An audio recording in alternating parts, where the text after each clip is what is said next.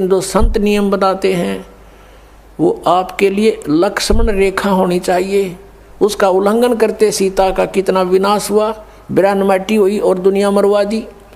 और उन्होंने कहा था इससे बाहर मत जाना तो सुरक्षित रहेगी। तो उस परमात्मा ने जो नियम हमें बना कर दिए हैं ये लक्ष्मण रेखा समझ लेना। अब जैसे एक विवाह हो रहा था किसी का, सामने डीजे बजाओ, नाचे कूदे, बहन भी बेटी भी सारी, उनके फोटो उतार रखे। अगले दिन बारात में जा रहे थे, भाई का विवाह था लड़के का, तो उस शहर से यानी रोहतक से कलानौर के पास एक दुर्घटना होगी। वह दूल्हे वाली कार ही टकराएगी किसी दूसरे से, 5-6 मर गए, उसी दूल्हा भी मर गया और उसी परिवार के रिश्तेदार वो खुद मिलकर 5-6 एट द स्पॉट मृत्यु होगी। अगले दिन पेपर में आ रहा था उनका हाहाकार मचाते, बाढ़ पड़ रही, बहन बेटियां बुरी तरह रो रही हैं, एक दूसरे से लिपट रही हैं। अब बता लो डीजे कोई बात हुई यहाँ पर। तो संत कहते हैं जैसे नानक साहब जी से भक्त प्रश्न करा करते कोई अनजान से कि महाराज जी आप यहाँ कुछ खोए खोए से रहते हो। तो उन्होंने कहा था भी ना जाने काल की कर डारे, किसी भी ढल जा पास आवे, और जिनाते सरते मौत खुड़क दी उन्होंने केड़ा हास आवे। हमें अपनी मौत दिखाई दे ना बेरा के बिजली गिर जाए, यहाँ तक टाइम सा पास करना हमने। फिर पूछा कि हे भगवान क्या आप कभी प्रसन्न नहीं होते? कि प्रसन्न होता हूँ जब मेरे अनुयायी मेरे द्वारा निश्चित किए हुए सत्संग के दिन वापस आ जाते हैं तो उस दिन मुझे खुशी का कोई ठिकाना नहीं रहता। क्यों? क्योंकि मुझे ये खुशी होती है कि इनको कोई काल का दूत नहीं टकराया, इनकी भक्ति का नाश नहीं किया, ये सुरक्षित हैं अभी तक। और जब ये यहाँ से जाते हैं, संसार में सब काल के ही ज्ञान से प्रभावित लोग हैं, ये मुझे चिंता बन जाती है कहीं इनको कोई भ्रमित ना कर दे और इनका जीवन नाश कर दे। क्या कहते हैं कि साध मिले साड़ी शादी होंदी और विछड़ दिया दिलगिरी वे, अखदे नानक सुनो जी ना मुश्किल हाल फकीरी वे। कि साध मिले ये भक्त साध संगत जब वापस आती है मुझे आत्मा में बड़ी खुशी होती है कि ये सुरक्षित है, इनका कोई दीमक नहीं लगा काल का। और जब ये जाते हैं तब मुझे दिलगिरी होती है, दुख होता है कि मुश्किल हाल फकीरी वे, फकीरी माने साधना भक्ति, ये बड़ी मुश्किल बना दी काल के दूतों ने। जगह जगह एक गांव में मन 10-10 ढूंढे लाए बैठे हैं, कोई वैसे कोई क्रिया करते हैं, कोई झाड़ा लाता है, मिसगाइड करने वालों का कोई अंत नहीं। साध मिले साढ़े शादी होंदी विछड़ दिया दिलगिरी वे, अकदे नानक सुनो जी ना मुश्किल हाल फकीरी वे। तो क्या कहते हैं कि ना जाने काल की कर डारे, किसी भी ढल जा पास आवे, और जिनाते सरते मौत खुड़क दी उन्होंने केड़ा हास आवे। अब यदि तुम परमात्मा का नाम लो और विवाह करो सिंपल वेत है, और वैसे नहीं लोग दिखावा नहीं। जैसे हम इस बात से परिचित हों तब हम इससे हट सकते हैं। जैसे गीता जी अध्याय नंबर 7 के श्लोक नंबर 29 में कहा है कि जो तत्ब्रह्म से परिचित हो गया और सारे अध्यात्म ज्ञान से और सभी कर्मों से परिचित हो गया, वही उस परमात्मा के पाने का जरा और मरण से छूटने का प्रयत्न करता है, और नहीं कर सकता। वो तो यहाँ बकवास देना चाहता है। तो आपको ये ज्ञान होगा कि आपने किसी से दहेज ले लिया, परमात्मा कहते तुमने उस दरगाह का मैल नहीं देखा और धर्मराज के तिल तिल का लेखा। तो आप किसी से पैसे लेते हो रिश्वत से, चोरी से, या वैसे कोई धोखा दे करके लेकर नहीं देते हो, आपने एक एक पाई पाई का हिसाब देना पड़ेगा। तो हम क्यों अपने सिर में दर्द करें? क्या एक दहेज आप लोगे, किसी ने दे दिया आपके 50,000, 1 लाख, 2 लाख गणे दे देगा, क्या उससे आपका सारी आयु व्यतीत हो जाएगी? नहीं हो सकती। परमात्मा पर आधारित होजिए और इस मंत्र का जाप कीजिए, जो दास आपको देगा। आपके भाग्य में ना होगा तो भर देगा, आपकी बेटी की किस्मत को भर देगा भगवान, उसको नाम से जोड़ दीजिए। आपके पुत्र को भी आगे सुख देगा, सारी सृष्टि का पालन करता। और क्या आज हम उसी से सीधे संबंधित हो गए? क्या हमें 2 रोटी नहीं दे सकता? और हमें घृणा नहीं चाहिए। यदि मोक्ष पाना है और जन्म मृत्यु से पीछा छुटवाना है, जरा और मरण से बचना है, तो ये क्रियाएं दास जैसे बताओ ऐसे करना। हमने यहाँ आप कितनी कोठी बना ले, एक कमरे में एक चारपाई पर आपको स्थान मिलेगा, बाकी खाली रहेगी, वो व्यर्थ हुआ। तो व्यर्थ की बकवाद हमारे मन से आप हट जाया करेगी इस ज्ञान के आधार पर। अब कोठी बना रहा था एक व्यक्ति, और कोठी तैयार होगी, बैंक मैनेजर था, मुहूर्त करनी थी, संडे का दिन था, कोई सामान की आवश्यकता पड़गी, गोटी सूटी लाने के लिए सारी व्यवस्था कर रखी है। थोड़ी देर तो ब्राह्मण करे उड़ाला टोटर पटोटर उसका करते हैं, फिर गोटी सूटी सारा सौदा शुरू हो जाता है, सब बुला रखे रिलेटिव और सब मित्र। वो खुद कोई सामान लेने के लिए गया था, स्कूटर उठा के यानी टू व्हीलर, और वहाँ एक टू व्हीलर से टू व्हीलर टकरा गई और पड़ गया। पड़ते कनपट्टी लगी फुटपाथ पे, पड़ते वही मर गया। अब चाट ले उसको ठी ने, कई वर्ष की बात है, जब 3.5 लाख रुपए लगाए थे, पेपर में आई थी। अब वो गधा बन के उसके पीछे खड़ा भी ना होने दे कोई उसने। तो हमने ये देखना कि यहाँ जो हम करने जा रहे हैं ये क्या सांग है। सर्व सोने की लंका थी वह रावण से रणधीरम, एक पलक में राज विराजी जम के पड़े जंजीरम। वो तो सारे सोने के महल बनाए बैठा था, जैसे ईंट गारा हम प्रयोग करते ऐसे सोने की ईंट और उसी की गारा में बना रखे थे। और कहते हैं भक्ति बिना क्या होता ये भ्रम रहा संसार, रति कंचन पाया नहीं रावण चलती बार। 1 ग्राम गोल्ड नहीं ले जा सका रावण जब यहाँ से जाने लगा। तो इन बातों को याद करके हमने इनसे वापस भी हटना है, और हमने अपने प्रत्येक कार्य को ऐसे ढंग से सेट करना जो भक्ति में बाधक ना हो। अब हम दहेज लेते हैं या फिर देवे भीगे, क्योंकि बेटी होगी हमारे भी, एक पैसे वाला तो बकवाद कर देगा, अब गरीब आदमी कहाँ से करे। एक घर में 3 बेटियां चली गई, एक गरीब की है, एक अमीर की है, एक मीडियम साइज की है। अब जो अमीर वाले ने तो दे दिया गणाए धन, अब मीडियम साइज वाले ने भी दे दिया थोड़ा बहुत, और वो बेचारा गरीब क्या करे, उसकी बेटी रो रही है वहाँ बैठ कर, उस परिवार में आदर नहीं उसका। तो ये इस तरह का हमने इसको समाज को सेट करना है।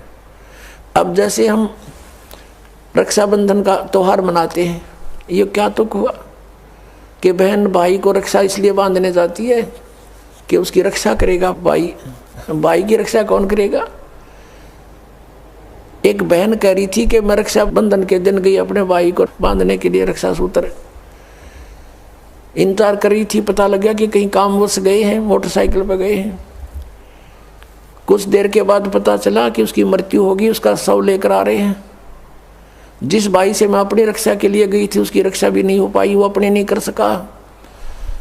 तब उसने ज्ञान हुआ, तब वो कहती है कि सचमुच हम कति भूल में थे। अपने भाई को भी कहा बेटा भाई आ जा, तू भी भगवान का राखी बांध और मैं भी बांधूं, यानी नाम लो, और ये रक्षा सूत्र आपका सदा साथ देगा, भाई का भी बहन का भी। और बेमतलब बातें कर रखी। उस रक्षाबंधन के दिन किसी का भाई नहीं है तो रोती है कोने में बैठकर वो बहन। फिर ये बात का सिस्टम, जिस बहन का भाई नहीं है वह दूसरों के मुंह की तरफ देखती है, कौन आएगा हमारे घर। तो पुण्यात्माओं, ये बेमतलब की बकवाद, ये जग की रीत से हमने वापस हटना है और अपने जीवन को नए सिरे से सेट करना होगा। यदि भक्ति करना चाहते हो, समाज के भाव में बहना है तो नो प्रॉब्लम, आप कुछ भी करो, वो आपकी मर्जी, लेकिन भक्ति नहीं चलेगी। तो इस प्रकार हम इन क्रियाओं से भी सावधान होना है, अपने आप को बचा के रखना है, तब हमारी भक्ति प्रफुल्लित हो। फिर क्या बताते हैं कि असंग जन्म तन मरत्या होगे और जीवित क्यों ना मरे रे। एक तो ये जीवित मरना, इस ज्ञान आधार से सब बकवादें छोड़ देंगे। जिस समय ये दास गांव-गांव में घर घर में जाके पाठ करते थे 3 दिन का, यानी 500 यज्ञ करते थे फ्री ऑफ कॉस्ट, किसी से कोई पैसा नहीं लेता था, क्योंकि दास सर्विस करता था। और जैसे सैटरडे संडे की छुट्टी होती थी उनमें जा कर के लाभ उठाता था। तो उस समय क्या होता था, हम सत्संग कर रहे होते थे, होली ये फाग आ जाता था, हम तो सभी वो परिवार भी जिसने उपदेश ले रखा, हम अपना आराम से भगवान का पाठ कर रहे हैं, अपना मंत्र जाप करें, और गांव वाले जैसे जो भगवान के मार्ग पर नहीं लगे हैं। और वो क्या करें, कीचड़ ठाव एक दूसरे मुंह पर फर, किसी के पिचकारी मारे। कोई गांव में तो और सिस्टम है, कोरडा बना लेते हैं घंटर सा, वो मारे एक दूसरे का हैं। और लाल लाल मुँह कर रखे बांदर कैसे सारे, कोई गारा में पड़ा है, कोई घूटी लाई नो करता फिर रहा है। और हम बैठे भगवान का आनंद ले रहे हैं अपने कवाड़ बंद करके कि हमें डिस्टर्ब ना कर दे। तो इस प्रकार जो आनंद परमात्मा के मार्ग में है, इस भक्ति में है, इन बकवादों में नहीं हो सकता। तो इस तरह की हमने नहीं करना, क्योंकि हम यहाँ के वासी नहीं हैं और यहाँ सुख नाम की चीज़ नहीं है। आज हम खुशी मना रहे, 1 मिनट में ना जाने के बिजली गिर जाए। और परमात्मा की भक्ति करेंगे, इससे हमारा बचाव बनेगा। और ये इस तरह के जो मर्यादाहीन कार्य करने से नामखंड हो जाएगा। नामखंड होते ही भगवान रुष्ट हो जाएगा, आपके ऊपर काल का अटैक हो जाएगा और आपको फिर हानि हो जाएगी। तो इस डर से हमने अपना यहाँ टाइम पास करना है और भक्ति की ख्यास करना है, भक्ति बढ़ाते रहना है। धर्म पुण्य जो भी क्रियाएं बताइए सभी करते रहना, आखिरी सांस तक करना पड़ेगा आपको। और दूसरे टाइप से जो जीवित मरना है, कि जैसे आप जी देखते हैं कि नाइट सर्विस में यानी रात्रि सेवाओं के अंदर बसों में व्यक्ति जाते हैं और फिर सुबह शाम तक वापस आ जाते हैं। वो नाइट सर्विस में किस लिए जाते हैं कि उनको बहुत आवश्यक कार्य होता है और शीघ्र करने के लिए ही वापस आने के लिए गए होते हैं कि शाम तक लौट आऊँ। और ऐसे ही एक रात्रि सर्विस में गया, रास्ते में एक्सीडेंट हो गया, वापस आना था। इतनी शीघ्रता थी उसको, इतना आवश्यक कार्य था कि वापस आना था उसको, और दुर्घटना मृत्यु होगी नाइट सर्विस में। अब वो कहाँ गई वो शीघ्रता, कहाँ गए जिसके लिए पंजे ना टक्के थे, वो क्या ले गया साथ में। तो आप जी ये सोच लीजिए, जब सतलोक आश्रम बरवाला की तरफ सत्संग निकट आवर चलना चाहो तो न्यू सोच लो हमारी मृत्यु होगी आज और इब्बा होगी, और आ जाओ यहाँ पर सत्संग सुनो, 3-4 दिन फ्री ऑफ माइंड रहो, एक दूसरे से भगवान की चर्चा करो। यहाँ और बकवाद मत बतलाना, ये खास रखना।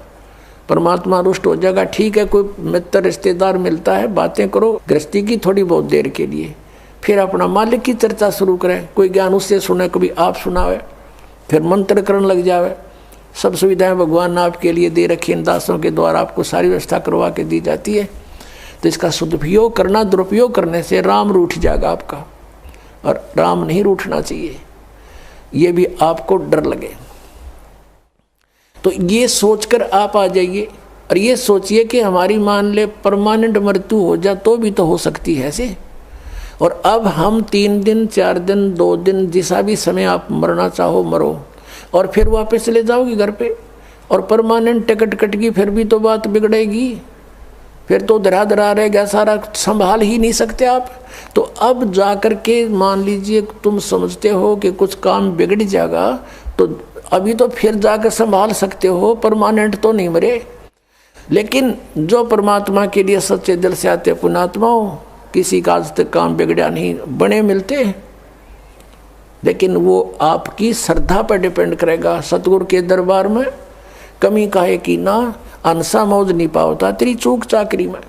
तो इस प्रकार हमने परमात्मा की भक्ति को सुचारू भी रखना। क्या बताया है कि असंग जन्म तन मर्त्या होगे, जीवित क्यों ना मरे रे, और 12 मद महल मठ बोरे, बहुर ना दे धरे रे। अभी तक हमें 10वें द्वार का पता था कि शरीर में 10वां द्वार 10वां द्वार। पुण्यात्माओं, ये जो 10वां द्वार है ये एक ब्रह्मांड का रास्ता है। और आपने ये भी सुना होगा कई बार, क्योंकि जो भक्ति मार्ग में लगे उन्हें सब तरह के साधक संत टकराते हैं। हमने सुना बहुतों से कि एक यहाँ संत रहता था, उसने अपनी योग अभ्यास से अपने शरीर को ऐसा मंत्रों से और जाप से ऐसा सेट कर रखा था कि उसने ब्रह्मांड फोड़ दिया। यानी उसका यहाँ से शरीर में एक सुराख मिला, जब उसका शरीर छूटा उसने अपना ब्रह्मांड फोड़ गया वो, यानी वो पार हो गया, 10वें द्वार पर पहुँच गया, 10वें द्वार पार कर गया। अपने आत्माओं 21 ब्रह्मांड है इस काल के। जिसने एक ब्रह्मांड पार कर लिया तो एक फिर और 21 ब्रह्मांड और हैं।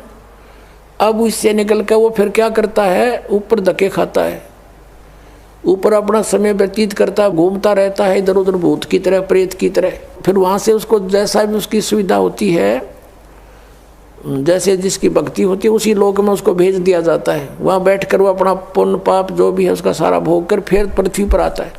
अब ये 12वां द्वार में भगवान का स्थान है। अब 10वां द्वार जो है, जो तो एक शरीर से निकलकर इस बॉडी से बाहर ब्रह्मांड में घूम रहा है। इस ब्रह्मांड से अलग भी और ब्रह्मांड है, और जब 21 ब्रह्मांड का एक स्थान है, 21वां ब्रह्मांड जो है, वहाँ पर ये काल विराजमान है। और उस 21वें ब्रह्मांड से फिर उस परब्रह्म के 7 संग ब्रह्मांडों में प्रवेश करने का एक द्वार है, जो 11वां द्वार है। और इस अक्षर पुरुष के 7 संग ब्रह्मांडों को पार करके जब सतलोक में प्रवेश करने जाते हैं तो वो 12वां द्वार है। उस 12वें द्वार को पार करके फिर हम सतलोक में प्रवेश करेंगे, वहाँ हमारा निज ठिकाना है। अभी तक ये 10वां द्वार पर गाटा जोड़ रहे थे, और एक सिरफिरा कोई संत वो ने कहा 11वां द्वार में बताया कबीर साहब ने। और उसको किसी ने कहा जी हमने सुना है, एक संत बताता है कि 12वां द्वार है। नहीं 12वां नहीं है, तो 11वें का कि ठेका ले रहा, 11वां है। तो यहाँ संतों ने परमात्मा जिनको मिला आदरणीय गरीबदास साहिब जी को, और ऊपर के सब ब्रह्मांड दिखा कर लाए। तो गरीबदास साहिब जी कह रहे हैं कि 12 मद महल मठ बोरे, उस 12वें द्वार में है वो स्थान मठ, यानी वो आपका निवास स्थान। और बहुर ना दे धरे रे, वहाँ जाने के बाद फिर कभी मृत्यु नहीं होती। 15वें अध्याय के 4थे श्लोक में, 18वें अध्याय के 62वें श्लोक में जिसके विषय में कहा है। फिर क्या बताते हैं कि दोजक बहिष्ट सभी ते देखे राजपाट के रसिया। दोजक कहते हैं नरक को, और बहिष्ट कहते हैं स्वर्ग को। कहते तूने सत साधना ना मिलने से, तत्वदर्शी संत ना मिलने से, ये जो साधनाएं भक्ति तुम कर रहे हो, इससे स्वर्ग में भी जाना पड़ता है, फिर पाप नरक में भोगने पड़ते हैं। आपके दोनों अकाउंट ओपन रहते हैं। पुण्य वाला अलग लिखा जाता है, पाप वाला अलग। पुण्य के आधार से स्वर्ग महास्वर्ग प्राप्ति हो जाती है, वहाँ देव पद भी प्राप्त हो जाता है। और पाप के आधार से फिर नरक में भी आपको कंपलसरी जाना पड़ता है। और पूर्ण परमात्मा कबीर परमेश्वर की भक्ति 2 अक्षर के नाम से और सार नाम से करने से, आदि नाम से, तो आपके पापों का नाश हो जाता है। कबीर साहब कहते हैं जब ही सतनाम हृदय धरो भयो पाप को नाश। और जैसे चिंगारी अग्नि की वाई पड़े पुराने घास, आपके युगों युगों के संचित कर्म आपके अंतःकरण में लिखे हुए हैं, और धर्मराज के दरबार में वो सुरक्षित हैं। उन्हीं के आधार से वो आपके प्रारब्ध बनाकर भेजता है। पुण्य जिसके ज़्यादा हैं, पाप कम है, या पाप ज़्यादा हैं पुण्य जैसे हैं, उसी आधार से आपके जीवन में पुण्य और पापों का संयोग करके आपका एक जीवन दिया जाता है। तो पुण्यों के आधार से आपको सुख मिलता है, पाप के आधार से आपको कष्ट आपदाएं आती हैं। तो परमात्मा जब आपके कष्ट काट देगा आपके प्रारब्ध कर्म के, तो सुख है, सुख शेष रहेंगे, वो पाप नहीं आपको भोगने पड़ेंगे। तो क्या कहते हैं कि जब ही सतनाम हृदय धरो, ये 2 अक्षर का नाम, भयो पाप को नाश। और जैसे चिंगारी अग्नि की भाई पड़े पुराने घास, आपके ढेर सारे लाखों टन पड़ा हो सूखा घास, एक माचिस की सीख जलाकर उसमें डाल दीजिए, सबको सवा कर डालेगा, राख बना देगा, चलेगी हवा वो उधर की उधर, पता नहीं कहाँ की कहाँ राख जाएगी, वो फील्ड क्लियर हो जाएगा। तो क्या कहते हैं जब ही सतनाम हृदय धरो भयो पाप को नाश। और जैसे चिंगारी अग्नि की भाई पड़े पुराने घास, ऐसा नाश कर देगा भगवान। तो क्या कहते हैं दोजक नरक बहिष्ट स्वर्ग, दोजक बहिष्ट सभी ते देखे राजपाट के रसिया। इस राजपाट के सुख को भोगने वाले, इसमें आसक्त अज्ञान प्राणी। और 3 लोग से तरपत नाही ये मन भोगी खसिया। इस मन की ऐसी गंदी आदत है, इसको 3 लोग भी दे दे तो भी इसकी संतुष्टि नहीं। यदि कोई सरपंच बन जाता है, सोचता है चेयरमैन बनूं, चेयरमैन बन जाता, सोचे कि एमएलए की बात बने, एमएलए बनते ही सोचता है मैं मंत्री बनूं, मंत्री बनने के बाद अटकल शुरू कर देता है, बिना दाव लगे मुख्यमंत्री बिना आनंद नहीं, मुख्यमंत्री बनकर सोचता प्रधानमंत्री बनूं, इतने टिकट कट जाए, फिर गदा संतरी बने। तो परमात्मा कहते हैं कि 3 लोग से तर्पत ना ही ये मन भोगी खसिया, 3 लोग दे दे तो भी इसकी संतुष्टि नहीं। अब क्या बताते हैं, सतगुरु मिले तो इच्छा मिटे, यानी संत मिले तत्व ज्ञान दें तो ये बीमारी हटे जिसके लिए हम जीवन नष्ट कर रहे हैं। सतगुरु मिले तो इच्छा मिटे, पद मिल पदे समाना, चल हंसा उस लोक पठाऊं जो आदि अमर अस्थाना। यानी सतगुरु मिलेंगे तो ये तत्व ज्ञान बताएंगे, इससे हमारी इच्छाएं हटेंगी, इन बकवादों की तरफ नहीं जाएंगे। इंद्र दाराज कागदा बेष्टा ना भोगा इंद्राणी नू। जब हमें उस तत्व ज्ञान से परमात्मा के सतलोक के सुख का ज्ञान हो जाएगा, यहाँ की किसी वस्तु में आपकी इच्छा नहीं रहेगी। और यहाँ के स्वर्ग के राजा के राज को भी काग की बीट के तुल्य आपकी आत्मा मारने लग जाएगी। अंतःकरण में ऐसा आपकी भावना बन जाएगी, यह सच्चाई है। जब इंद्र का राज भोगकर फिर गदा बना आग लगे इसे राज के, तो अपने आप आत्मा स्वीकार करेगी, ये मन हट जाएगा, आपको छेड़ाछाड़ी नहीं करेगा फिर, क्योंकि आत्मा जाग जाएगी। अभी तक हम ये मन बकवाद करके यही फंसाए रखता है कि सतगुरु मिलेंगे तो यह इच्छा मिटेगी। और पद मिल पदे समाना, पद के 2 अर्थ यहाँ पर है। एक तो जैसे गीता जी अध्याय नंबर 15 के श्लोक नंबर 4 में कहा है कि उसके पश्चात तत्वदर्शी संत मिल जाए, जब परमेश्वर के उस परम पद की खोज करनी चाहिए, जहाँ जाने के बाद साधक फिर लौटकर संसार में कभी नहीं आते। और जिस परमेश्वर ने सब ब्रह्मांडों की रचना की है, गीता ज्ञानदाता कहता है और की भक्ति नहीं केवल उसी की साधना करो, तो वो परम पद मिलेगा सतलोक। और पद मिल पदे समाना, यानी दूसरा पद वे ऑफ वर्शिप, पद्धति, पूजा की जो सच साधना है भक्ति की, उस पद मिल पदे समाना। जब सही भक्ति का मार्ग और 2 अक्षर का नाम मिल जाएगा, सतनाम जिसमें एक ओम है, एक तत्गुप्त है, और आदि नाम मिलेगा, तब तुम्हें मोक्ष होगा। इन 5 नामों से मोक्ष नहीं, अन्य लाभ यहाँ संसारिक हैं बस। और वो 5 नाम नहीं है जो निरंकार ओंकार, ये नहीं, ये तो यूजलेस है। तो क्या बताया कि वो सही पद्धति, वो सही पद आपको मिलेगा भक्ति का मार्ग। तो उस पद मिल पदे समाना, उस सत साधना की प्राप्ति के उपरांत आपको वो परम पद मिलेगा, जहाँ जाने के बाद फिर लौटकर संसार में साधक नहीं आते। जरा और मरण सदा के लिए आपका समाप्त हो जाएगा। और ये कैसे होगा? पद मिलने से, पद्धति मिलने से, वे ऑफ वर्शिप ठीक होने से।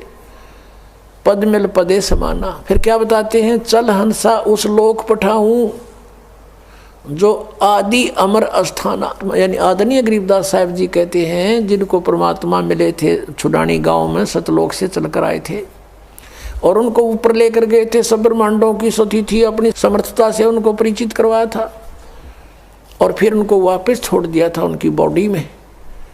आदरणीय गरीबदास साहब जी गांव छुडानी, जिला झज्जर, हरियाणा में उनका जन्म हुआ था। 10 वर्ष के बालक थे।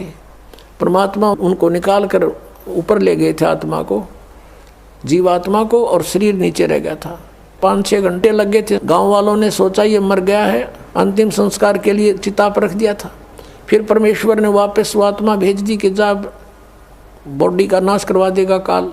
तुरंत आगे उठकर फिर ये ज्ञान बोलने लगे। वो बता रहे हैं कि उस सतलोक के अंदर क्या सुख है। चल हंसा उस लोक पठाऊं जो आदि अमर अस्थाना, सदा से अमर है, जिसका कभी नाश नहीं होता। शाश्वतम स्थानम। गीता जी अध्याय नंबर 18 के श्लोक नंबर 62 में कहा कि अर्जुन तू सर्वभाव से उस परमेश्वर की शरण में जा। यानी गीता ज्ञानदाता से अन्य है, वो परमक्षर ब्रह्म है।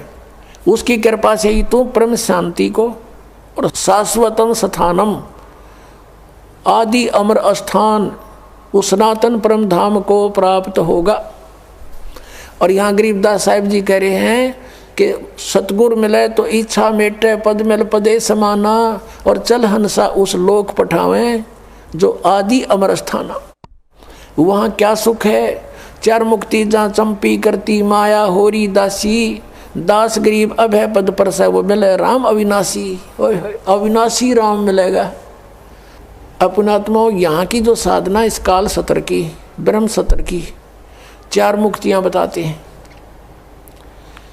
और इन चार मुक्तियों का निर्धारित समय होता है। उसके बाद वो जीव उन मोक्ष को प्राप्त करके समाप्त करके स्वर्ग महास्वर्ग में फिर दोबारा इस पृथ्वी लोक पर अन्य योनियों प्राणियों के शरीरों को प्राप्त करता है। इंद्र कुबेर ईश की पदवी ब्रह्मा वरुण धर्मराया और विष्णु नाथ के पुर को जाकर फिर भी वापस आया। ये चार मुक्ति भी यहाँ नाशवान है यहाँ की। और क्या बताते हैं कि जो सुख तुम्हें इन मुक्तियों से यहाँ प्राप्त है वो सतलोक में सदा बना रहेगा, कभी वो नष्ट नहीं होगा। चार मुक्ति जहाँ चंपी करती, चंपी माने आपके हाजिर खड़ी रहेंगी, उस सुख का कभी नाश नहीं होता, ह्रास नहीं होता, एंड नहीं है। चार मुक्ति जहाँ चंपी करती माया होरी दासी, और दास गरीब अब है पद पर से वो मिले राम अविनाशी। अब जैसे आप जी ने गीता अध्याय नंबर 15 के श्लोक नंबर 16 और 17 में 3 पुरुषों की जानकारी प्राप्त हुई। सरपुरुष तो सीधा ही सर्वान नाशवान, पुरुष मान प्रभु, 21 ब्रह्मांड का स्वामी, ये ब्रह्म काल ज्योति निरंजन है। अक्षर पुरुष ये परब्रह्म कहते हैं इसको, जो 7 संग ब्रह्मांड का स्वामी है। इसकी लंबी उम्र आपको बता दी कितनी है, फिर भी इसकी मृत्यु है। इसलिए 15वें अध्याय के 17वें श्लोक में कहा कि उत्तम पुरुष है तो अन्य परमात्मा इति उदाहरते। यह लोक तरम अविषय विवर्ती अवय ईश्वर है।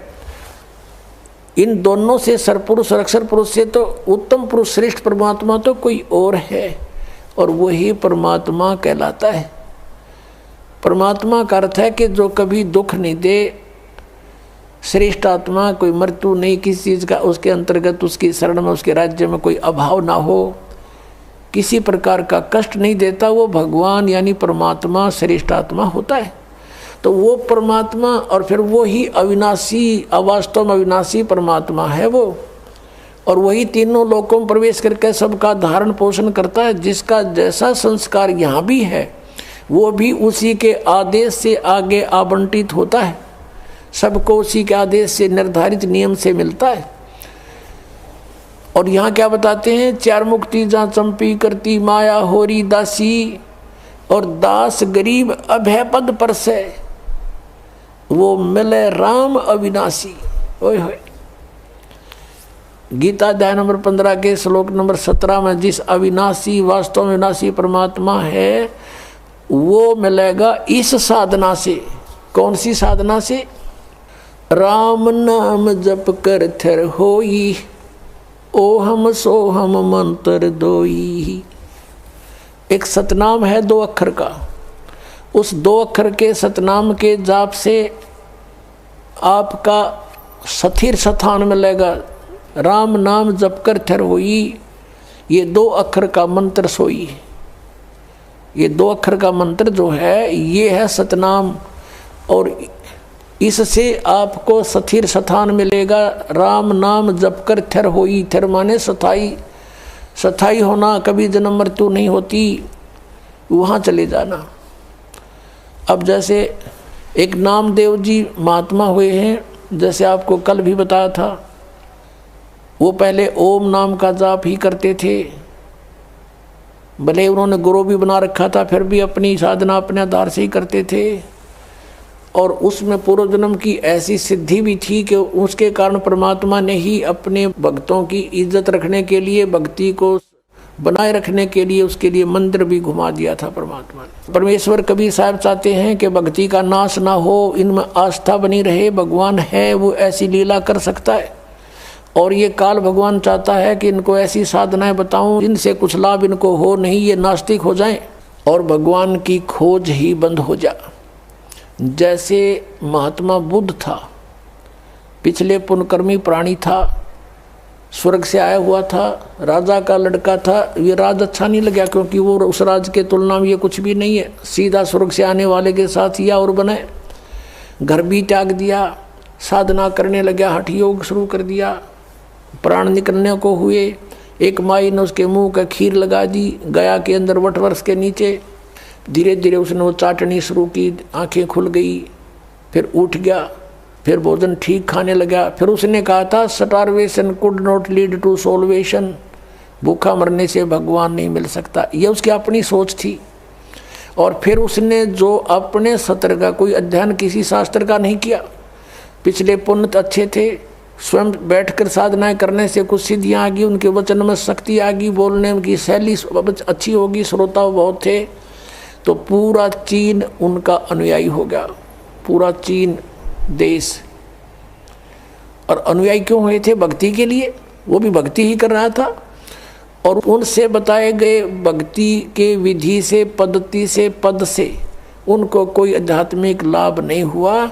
और धीरे धीरे वो कति नास्तिक हो गए कि भगवान नहीं है, और पूरे देश में कानून बना दिया कि भगवान की चर्चा नहीं करना। और काल यही चाहता है, ऐसे दूत भेजूं जैसे राधा स्वामी पंथ है, और इसे निकले हुए जितने पंथ, जय गुरुदेव पंथ, ये सच्चा सौदा पंथ, इनको पहले तो सुनते हैं कुछ लाभ हुआ इनके गुरुओं से, अरे भी इनकी ब्रांड माटी और के घर में अच्छा दुख, भूत इनमें प्रवेश कर रहे हैं, क्योंकि वो स्वयं भूत बना शिवदयाल जी। तो कुछ दिनों के बाद अब जो भक्त यहाँ आते हैं, कहते हैं हम पहले ठीक हमारा गुजारा था, 30 साल तक राधा स्वामी पंथ में थे, लुट पिट गए, गाड़ियाँ बिक गई, दुकान बिक गई, हमारा बुरा हाल हो रहा है, पत्नी का ऑपरेशन हो रहा है, वाल डिफेक्ट हो गया, अब इनकी दुर्गति हो रही है। तो अब वो कहते हैं हम तो थक चुके थे साधना कर करके, और सोच लिया था भगवान कहीं नहीं है। आपकी पुस्तक मिली, ये सत्संग सुना, तो कुछ किरण फिर जागी कि है कहीं भगवान। तो काल चाहता है कि इनका बट्ठा बैठा दूं, ये भक्ति करें नहीं, नास्तिक हो जाओ, टंटा कटे, और वो आवे भगवान या उनका कोई दास आवे, उनका भेजा हुआ कोई संदेश वाहक आवे, तो कोई सुने नहीं भक्ति को। सुनेंगे तो बात हृदय में जचेगी सच्चाई सारी। तो इस कारण से उसने ये ऐसा कर रखा। तो परमेश्वर जब भी कोई लीला की है नौनी, उसी परम पिता ने आके की है वो सारी, ताकि इनमें भक्ति की आस्था बनी रहे और भक्ति जीवित रहे इस पिछली पीढ़ी तक। अब यहाँ तक इस भक्ति को लाना था परमात्मा ने। अब ये भक्ति अंतिम सांस गिने थी, ये सत्कर मान लेना। और 10-20 वर्ष के अंदर ये सब भक्ति खत्म हो जाती, कोई नहीं राम नाम लेता, और सोच लेते परमात्मा कहीं नहीं है। ऐसे समय में परमात्मा ने आकर फिर आप पर मेहर बख्शी है, आप पुण्यात्मा हो, पहले से चार्जड हो, आपके अंदर पिछले जन्मों से भक्ति की प्रेरणा फिर से जाग रही है। इसके कारण आप कोई कहीं किसी पंथ के मिले, कभी किसी संत से मिले, आप भटक रहे थे, आपको ये सत संदेश मिल गया। तो नामदेव जी कहते हैं कि नामदेव जी के बारे में बताया कि नामा छिपा ओम तारी, पीछे सोहम भेद बिचारी, सार शब्द पाया जद लोई, आवागमन भौर नहीं होई। नामदेव जी ने भी इन 2 अक्षर के नाम का, सतनाम का जाप किया। कल आपको बताया था श्री गुरु नानक देव जी के विषय में, उनकी समुद्र की साखी में आपको दिखाया कि वो 2 अक्षर का मंत्र जाप करते थे।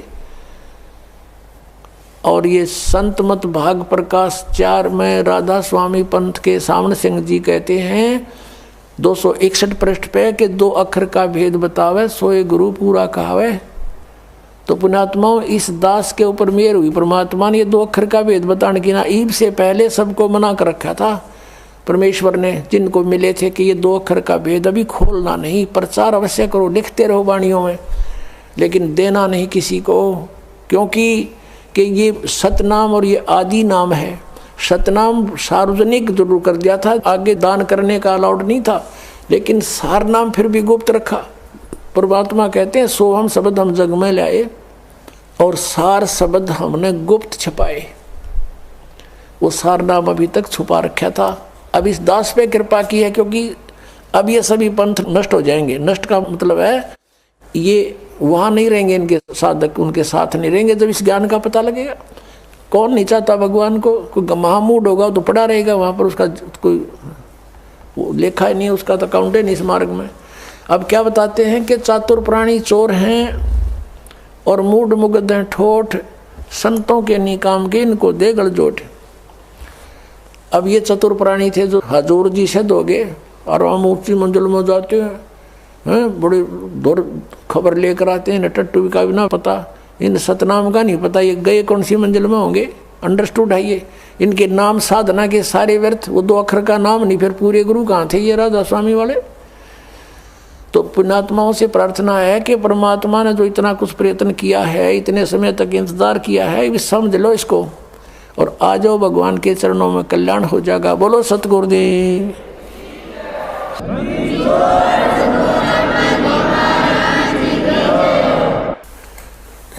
पुण्यात्माओं, आपका सौभाग्य है कि आपको इस सत्संग सुनने को मिला।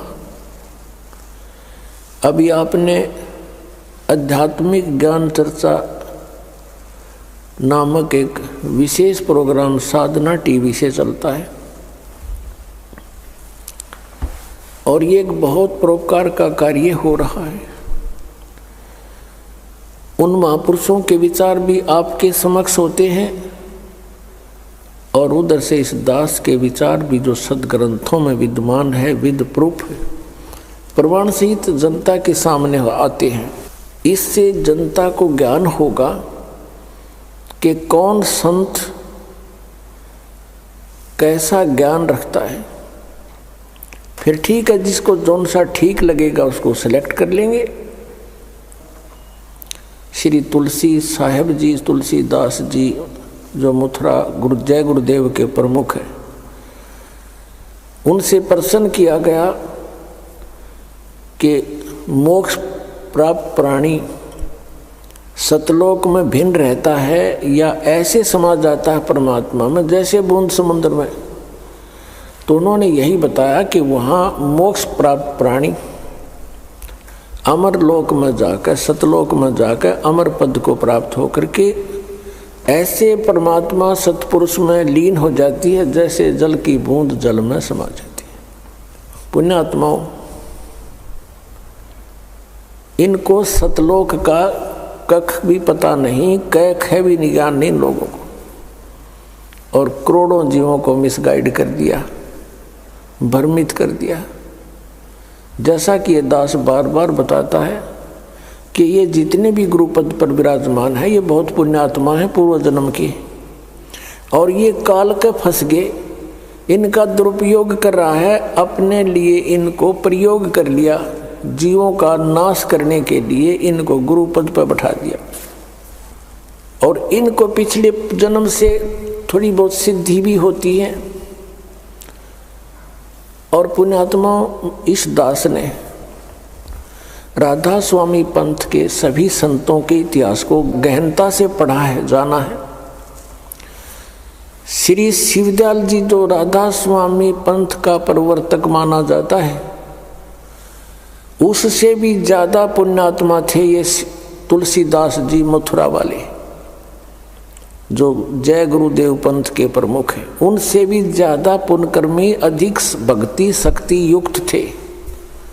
उन्होंने तो 18 वर्ष तक, 15 वर्ष, 17 वर्ष जैसे भी वो बताते हैं, एक बंद कमरे में बैठ कर अपनी बैटरी चार्ज की सिद्धियां प्राप्त की। और ये 1954 से सत्संग करने लग गया, ये युवा ही था उसमें।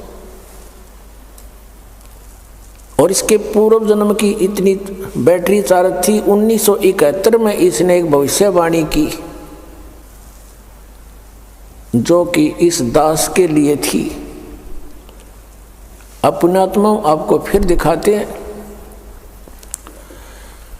कि जो संत, ये मानता होती है उन संतों की जो सच्ची बोल देते हैं। इसने 1971 में ये कहा था कि उस महापुरुष का जन्म हो चुका है, वो 20 वर्ष का हो चुका, 7 सितंबर 1971 को। इस दास का जन्म 8 सितंबर 1951 को हुआ। ये आपके पास पुस्तकों में विद्यमान है पहले से ही, कोई यूं नहीं कि इसको देख कर ईब बताने लग गए हों। 7 सितंबर 1971 को दास पूरा 20 वर्ष का हो गया। 8 सितंबर को 21वां वर्ष शुरू हो गया दास का। उसके विषय में इनकी दिव्य दृष्टि काम करे थी 1971 तक, और 40 साल के बाद आज उनकी दिव्य दृष्टि कति ब्लॉक होगी, क्योंकि वो जो सिद्धि शक्तियां थी, भक्ति थी, वो नष्ट होगी। किसी को आशीर्वाद दिया, किसी को किसी प्रकार से इसने भक्ति आगे की को ना, क्योंकि साधना ठीक नहीं थी। इनके मंत्र सभी काल के, पांचों नाम काल के। तो जैसे पहले बैटरी चार्ज होती है इन्वर्टर की, वो सब काम करती है, भले ही उसके ऊपर चार्जर ना लगा रखा हो, और वो सब काम करती है। फिर धीरे धीरे बैटरी डाउन हो जाती है और एकदम इन्वर्टर काम करना बंद हो जाता है। कभी झपके मारे, कभी आवे, कभी जाए, और फिर कति बंद हो जाता है। आज इस जय गुरुदेव पंथ के प्रमुख श्री तुलसी साहिब की वो सतिथि हो चुकी है। आज इसको कख पता नहीं, और 1971 में इसकी दिव्य दृष्टि काम करे थी। इसने क्या बताया है, देखो इसकी महानता है। अपने से अन्य की बड़ाई बड़ा व्यक्ति कर सकता है, सच्चाई वही बोल सकता है। ये महान आत्मा थे, लेकिन अब ये -0 हो चुके हैं आज के दिन, क्योंकि आगे भक्ति इनकी शास्त्र अनुकूल नहीं, 2 अक्षर का नाम नहीं जिससे कुछ लाभ मिलना था। ये पांचों नाम काल के जाप करते हैं और औरों को भी दे रहे हैं, और करोड़ों शिष्य बना करके अपने सिर पर इन्होंने बाहर रख लिया। इनको मिसगाइड करने का महा अपराध कर लिया इस महापुरुष ने। ये और इसको महा कष्टदायक होगा आगे जाकर के। 1971 में इन्होंने क्या भविष्यवाणी की, आपके रूबरू कराते हैं। एक पुस्तक है जय गुरुदेव की अमर वाणी, इन्हीं की छापी हुई है, देखिएगा। जय गुरुदेव की अमर वाणी भाग 2। हरिओम मंदिर का लटखटवा दिया इसने, करोड़ों रुपये अरबों रुपये लगा दिए इसमें। बताइए क्या काम आओगा इसके मेरे पास है। ये है ये महाराज, इनके हाथ गल चुके हैं अब, ये पैरों में भी डिफेक्ट हो गया बेचारे का, क्योंकि सत साधना मिली नहीं। पुण्यात्मा थे, भगवान के लिए निकले थे। ये कहाँ से प्रकाशक कौन है? दिव्या शर्मा, 88 साकेत कॉलोनी, मथुरा उत्तर प्रदेश। मुद्रक हैं अर्जेंट प्रिंटर्स, पुराना बस स्टैंड, मथुरा उत्तर प्रदेश। अब देखिएगा इसके 50 पृष्ठ पर आपको दिखाते हैं। ये 50 पृष्ठ है। शाकाहारी पत्रिका 7 सितंबर 1971 को इसने अपनी स्टेटमेंट दी है। इस पत्रिका में यह छपी थी, उसमें से संग्रह करके पुस्तक बनवाई है। 7 सितंबर 1971 को ये क्या कह रहे हैं कि वो महापुरुष 20 वर्ष का हो चुका है। दास का जन्म 8 सितंबर 1951 को हुआ, तो 7 सितंबर 1971 को ये दास रामपाल दास 20 वर्ष का हो चुका था। 8 सितंबर को 21वां वर्ष शुरू हो जाता है। इन्होंने क्या कहा है यहाँ से देखिएगा। ये है, ये यहाँ से हम यहाँ से पढ़ेंगे अपने मतलब की। इसके अंदर जो लिखा है, वह अवतार जिसकी लोग प्रतीक्षा कर रहे हैं 20 वर्ष का हो चुका है। कब? 7 सितंबर 1971 को। और यदि उसका पता बता दूं तो लोग पीछे पड़ जाएंगे। अभी ऊपर से आदेश बताने के लिए नहीं हो रहा है।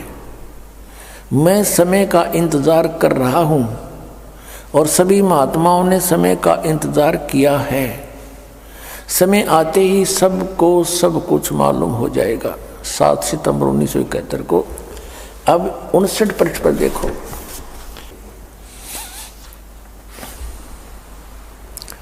अट्ठाईस अगस्त 1971 को इसने क्या कहा था कि महापुरुष का जन्म भारतवर्ष के एक छोटे से गांव में हो चुका है और वह व्यक्ति मानव इतिहास का सबसे महत्वपूर्ण व्यक्ति बनेगा। उसे जनता का इतना बड़ा समर्थन प्राप्त होगा कि आज तक किसी को नहीं मिला है।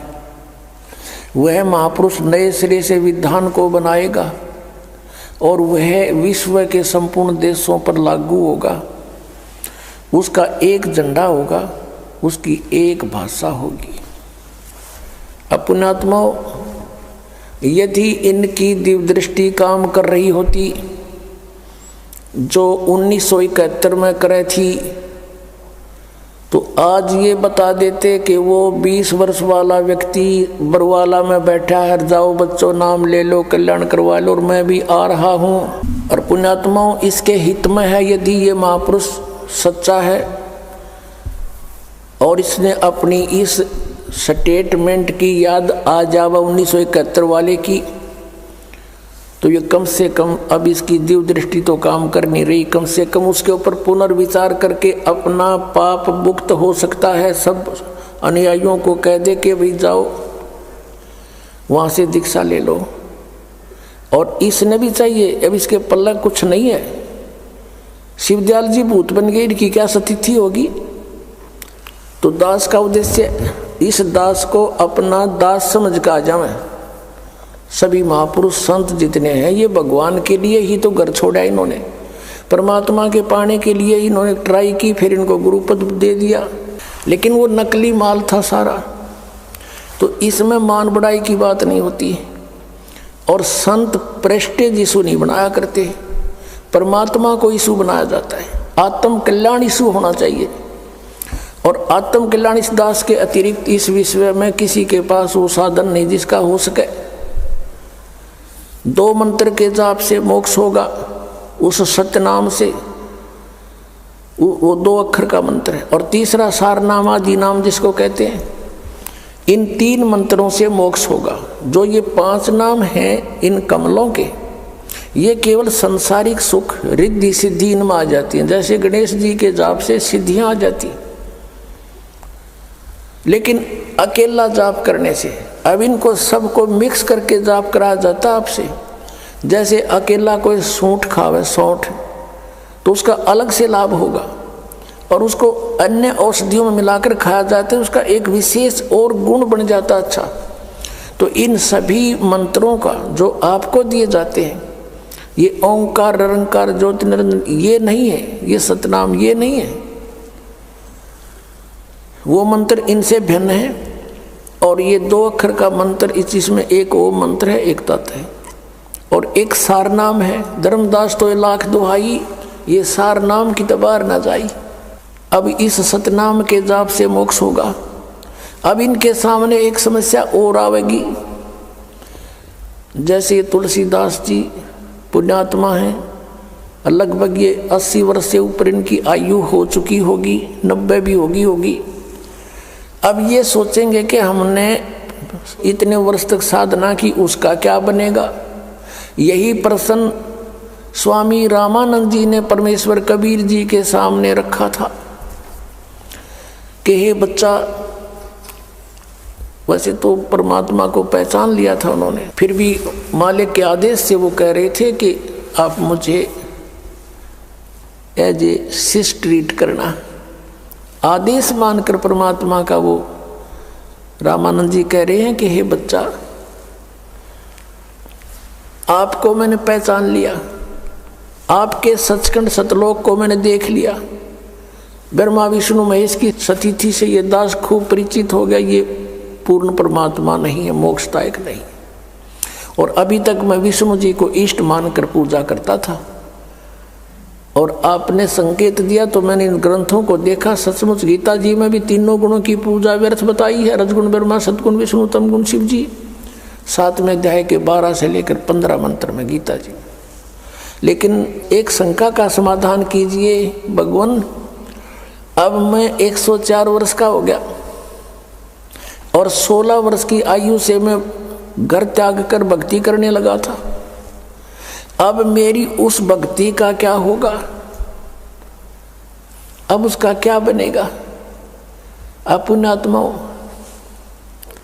परमात्मा ने कहा कि आप अभी तक मैट्रिक तक की पढ़ाई पढ़ रहे थे, 10वीं तक की पढ़ाई पढ़ रहे थे, और इसी को बार बार इसी में रिपीट होते रहे, इसी में दोबारा प्रवेश पाते रहे। मृत्यु होगी, स्वर्ग गए, वहाँ पुण्य खत्म किए, फिर आगे फिर यही पढ़ाई पढ़ने लगे। अब इससे आगे की पढ़ाई पढ़ो, और वो सिलेबस अलग है और उसके टीचर भी अलग होते हैं। तो आपका कुछ नहीं बिगड़ा है, आप ये भक्ति शुरू करो जो ये दास बतावेगा। परमेश्वर कहते हैं तो रामानंद जी कहते हैं कि मैं अब कैसे इस पढ़ाई को पूरा कर सकूंगा। परमात्मा ने कहा कि ये मेरा काम है, आप दीक्षा लीजिए और स्टार्ट कीजिए। और कहा कि जीवन तो थोड़ा ही भला, जब सत सुमरण हो और लाख वर्ष का जीवना कोई लेखे दरे नहीं कोई। अगर सत साधना है, शास्त्र अनुकूल साधना है, 2 मंत्र की साधना है, तो जीवन तो थोड़ा ही भला। जब सच्चा सुमरण हो, ये सही मंत्र हो और लाख वर्ष इस गलत साधना के से कहते लिखत रहने को। और पुण्यात्मा, इस सतनाम के एक सिमरण का ये श्वास से सिमरण होता है। कबीर साहब कहते हैं, कहता हूँ कहीं जात हूँ, कहूँ बजा के ढोल, और श्वास जो खाली जात है यूं 3 लोग का मोल। आइए अब हम उन श्रद्धालुओं के अनुभव जानते हैं जो जगत गुरु तत्वदर्शी संत रामपाल जी महाराज जी से दीक्षा प्राप्त कर चुके हैं तथा उनके द्वारा बताए गए भक्ति मार्ग पर चल रहे हैं। नमस्कार जी। नमस्कार सर। क्या नाम है बहन जी आपका? प्रतिमा दासी। बहन जी आप कहाँ से आए हैं? भगत जी में, जिला सतना, एमपी। बहन जी, संत रामपाल जी महाराज से नाम दीक्षा आपने कब ली? सर मैंने 5 फरवरी 2018 को संत रामपाल जी महाराज से दीक्षा ली। बहन जी, संत रामपाल जी महाराज से नाम दीक्षा लेने से पहले क्या आप कोई भक्ति साधना भी करते थे? सर मैं संत रामपाल जी महाराज से भक्ति साधना करने से पहले मैं देवी देवता की पूजा करती थी, खास करके काली माता की मैं बहुत भक्ति करती थी। 9 दिन मैं व्रत उपवास करती थी, जो कि मैंने पानी भी नहीं पीती थी, निर्जला उपवास करती थी और पैरों पे चप्पल भी नहीं पहनती थी और 9 दिन बहुत भक्ति करती थी। ये भक्ति साधना करते हुए मुझे कोई लाभ तो नहीं हुआ, पर ढेर सारी हानियाँ हुई। सबसे पहले तो मुझे ये हानि हुई कि मेरे को हमेशा बुखार और मेरे को पेट पे दर्द बना ही रहता था, जिसके कारण मैं किसी भी कार्य में ध्यान नहीं लगा पाती थी, ना पढ़ाई पे, किसी भी चीज पे। और जब मैं मंदिर जाती थी, किसी भी तरह की कोई भी मंदिर में जाती थी, तो मुझे ना महाकाली जैसा प्रकोप होता था, तांडव टाइप का करती थी, डांस करती थी उन्हीं की तरह। और महाकाली का सीरियल वगैरह कुछ भी देखना मुझे बहुत पसंद था, मतलब महाकाली मुझे बहुत अच्छी लगती थी। पर इसके साथ साथ मुझे तकलीफ भी बहुत होती थी। उसके दौरान मुझे बीमारी भी हुई, कैंसर होते होते रह गया मुझे। मेरा ऑपरेशन हुआ तो बताया गया कि अगर आज आपका ऑपरेशन नहीं होता तो आपको 24 घंटे के अंदर वो पंपिंग हो जाता, सिस्ट में पानी जो था वो पंपिंग होता, जिससे आपको बीमारी हो जाती, वो कैंसर का रोग हो जाता। तो फिर संत रामपाल जी महाराज की शरण में आप कैसे आए? सर मेरे को एक दिन, जहाँ मैं जॉब करती थी, ऑफिस था, कलेक्ट्रेट ऑफिस में मैं जॉब करती थी, वहाँ पे प्राइवेट सेक्टर पे एक शिष्या थी संत रामपाल जी महाराज जी की, जिनका नाम मंजू दासी है। उनके हाथ पे मैंने वो टेली काउंटर देखा था, तो मैंने पूछा था कि ये क्या चीज है, मुझे बताओ। तो उन्होंने संत रामपाल जी महाराज के बारे में बताया मुझे, और मैंने उनको अपनी समस्या बताई कि अगर मुझे ये समस्या ठीक होती है तो मैं गुरु जी से नाम दीक्षा लूंगी। तो उनके बताने अनुसार उन्होंने मुझे मंदिर लेके गई। उन्होंने कहा आप केवल मंदिर चलो मेरे साथ और आपको कुछ भी नहीं होगा, आप मेरे साथ रहोगे। सर मैं मंदिर पे गई उनके साथ, और जैसे ही मंदिर में मैं जाती हूँ, जैसे कि दरवाजे से ही मुझे वो चीजें चालू हो जाती थी, मैं नाचने लगती थी। मगर जब उनके साथ गई तो जब तक वो मेरे साथ थी मुझे कुछ भी नहीं हुआ। मुझे लगा ये कैसे, मुझे बहुत सॉफ्ट लगा कि आखिर मुझे हुआ क्यों नहीं कुछ, क्योंकि मुझे हर मंदिर में होता था, पर उनके साथ जब मैं गई तो मुझे कुछ भी नहीं हुआ। तो मैंने कहा कुछ तो पावर है आपके पास, आपके गुरुजी में, जो मुझे ये चीजें होने नहीं दे रही है। तो फिर मैंने उनसे पूछा कि आखिर मुझे ये संत रामपाल जी महाराज जी से दीक्षा लेने के लिए मुझे क्या करना पड़ेगा। तो उन्होंने बताया, सबसे पहले उन्होंने जीने की राह, ज्ञान गंगा, गीता तेरा ज्ञान, हमने 3 पुस्तकें बताई, जिनमें से मैंने जीने की राह उनसे ली। और जीने की राह जो मैंने सृष्टि रचना पढ़ा तो मेरे समझ में आई कि ये भक्ति कैसी थी और हम कर कैसे रहे थे। भक्ति हम जो कर रहे थे वो शास्त्रों के विरुद्ध कर रहे थे, मगर जो भक्ति गुरु जी बताते हैं, संत रामपाल जी महाराज बताते हैं, वो शास्त्रों के अनुकूल है। वो साधना हमें करने से हर तरह का लाभ मिलता है। तो जैसे ही मैंने जीने की राह को स्टडी किया और 3 दिन मैंने एक दिन रात एक कर दिया, जैसे मैंने उसको पूरा स्टडी किया, उसके बाद मुझे ज्ञान हो गया कि आखिर शास्त्रों के अनुकूल साधना है क्या और उससे मुझे कैसे लाभ मिलेगा। जैसे ही मैंने उसको गुरु जी से नाम दीक्षा ली संत रामपाल जी महाराज जी से, वैसे ही मुझे नाम दीक्षा लेने से पहले ही सारे लाभ होने लगे। मुझे वो चीजें जो भूत प्रेत बाधा थी, जो मुझे तकलीफ थी, सारी छू हो गई। और 5 फरवरी 2018 को मैंने संत रामपाल जी महाराज जी से दीक्षा ली। तो क्या संत रामपाल जी महाराज से नाम दीक्षा लेने के बाद आपको कोई लाभ प्राप्त हुए? जी सर, मुझे सभी सुख मिलने लगे, जो कि पहले ऐसा बिल्कुल भी नहीं था। मैं अपने बॉडी पे हमेशा एक भारी भारी सा पन, सर पे भारी भारी सा बोझ लेके रहती थी। मैं किसी से कुछ बात भी नहीं करती थी, मैं बहुत गुमसुम रहती थी। पर जैसे ही संत रामपाल जी महाराज जी से मैंने नाम दीक्षा ली, वैसे ही मुझे लाभ होने लगे और मैं खुश रहने लगी। और जब मैं भूत प्रेत बाधा से परेशान थी तो काफी तांत्रिक के पास गई, मैं मंदिर में गई काफी धाम घूमे कि यहाँ ऐसा करो वहाँ वैसा करो, कराती रही। और यहाँ तक कि मैं डॉक्टर के पास भी गई तो भी कुछ भी नहीं हुआ। मैं 4 साल तक काफी परेशान थी। पर जैसे ही संत रामपाल जी महाराज जी से दीक्षा ली, उसके पहले से ही मुझे भूत प्रेत बाधा दूर हो गई और उस समस्या से मैं निजात हो गई। मुझे थायराइड की बीमारी थी, जो कि दवा चल रही थी मेरी कंटिन्यू। डॉक्टर ने बताया था, पहले तो क्लियर ही नहीं हो रहा था, काफी डॉक्टर के पास गई। फिर लास्ट जब बीबी गुप्ता इंदौर के डॉक्टर हैं जो MBBS, उनके पास गई, तब उन्होंने फाइंड किया कि आपको थायराइड है और काफी ज्यादा था और मैं चल भी नहीं पा रही थी। बहुत जल्दी थोड़ा सा भी चलती थी तो मुझे सांस फूलती थी और चक्कर भी बहुत ज्यादा आता था। जब गुरुजी से, संत रामपाल जी महाराज जी से नाम दीक्षा ली तो धीरे धीरे वो भक्ति करने से थायराइड की बीमारी मेरी ठीक हो गई। आप रिपोर्ट भी देख सकते हैं, मैं अपने साथ रिपोर्ट भी लेके आई। मुझे जो थायराइड था, इस रिपोर्ट पे आप देख सकते हैं कि मुझे थायराइड था, बट गुरुजी की, संत रामपाल जी महाराज की दया से मुझे थायराइड अब बिल्कुल भी नहीं है, मैं स्वस्थ हूँ। मेरे को छोटी बहन ने गुरुजी को, मतलब जो संत रामपाल जी महाराज हैं, उनको चेक करने के लिए उनकी भक्ति कितनी शक्ति है, उनमें कितना पावर है, इसके लिए उन्होंने, मेरी छोटी बहन ने मुझे चाय पे जहर दे दिया था, जहर की गोलियां दे दी थी, टैबलेट, जिसकी वजह से मुझे, उनको ये लगा था कि ये मर जाएगी और भक्ति नहीं करेगी। अगर इसके, संत रामपाल जी महाराज में अगर शक्ति है, पावर है, तो इसे बचा लेंगे। तो जैसा कि उनका जो डाउट था वो क्लियर हुआ। जैसे ही मैंने वो जहर पी लिया था, लगभग थोड़ा सा ही बचा था, तो मुझे काफी पेट पे जेलसी हुई और मुझे लगा कि मैं बेहोश भी होंगी। तो मैंने दंडवत करके संत रामपाल जी महाराज के सामने, प्रतिमा के सामने, और जैसे ही उनका प्रसाद और चरणामृत लिया, मेरे को कुछ भी नहीं हुआ और मैं आज भी उसी तरह सुरक्षित हूँ। संत रामपाल जी महाराज की वजह से ही आज मैंने जहर जो मुझे पिलाया गया था, उसके बाद भी अगर मैं जिंदा हूँ तो केवल संत रामपाल जी महाराज के द्वारा है। उन्होंने ही मुझे जीवन दान दिया है।